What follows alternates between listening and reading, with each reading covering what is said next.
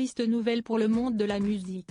Ce mercredi 26 juillet 2023, le Daily Mail a annoncé la mort de la chanteuse irlandaise Sinéad O'Connor, à l'âge de 56 ans.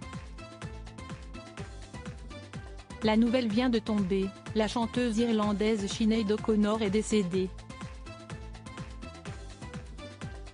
L'information, diffusée par le Daily Mail ce mercredi 26 juillet 2023, a plongé toute l'Irlande ainsi que le monde de la musique internationale dans un profond chagrin. Pour l'instant, les causes de sa mort ne sont pas encore connues.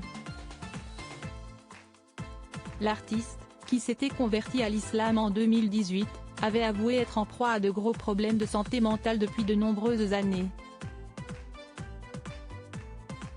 Sinéad O'Connor avait rencontré le succès en 1990 avec sa reprise du tube Nothing Compares de U, originellement écrite par Prince et chantée par le groupe The Family. L'album contenant cette reprise, intitulé I Do Not Want What I Have Got, s'est écoulé à environ 7 millions d'exemplaires dans le monde entier, faisant ainsi de Sinéad O'Connor l'une des stars les plus connues et plébiscitées des années 1990. Malheureusement, la suite de sa carrière a été marquée par de nombreuses polémiques et controverses, notamment concernant ses prises de position et de parole sur certains sujets.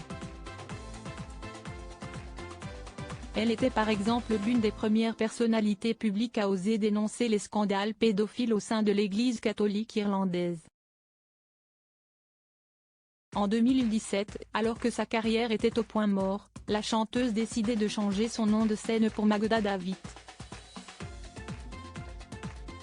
Puis, après sa conversion à l'islam, elle décidait finalement de se faire appeler Chouada David.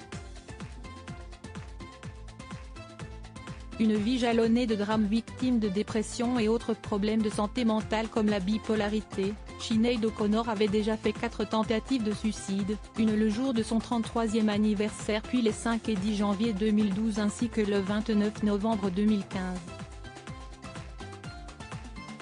Divorcée, éloignée de ses 4 enfants, Jake, voisin, Shane et Yeshua Francis Neal, elle sombre petit à petit et touche le fond lorsque son fils Shane se donne la mort le 8 janvier 2022. Elle avait mis un terme définitif à sa carrière musicale un an avant le décès de ce dernier, en 2021. Une autopsie devrait permettre de déterminer rapidement les causes du décès soudain de la chanteuse.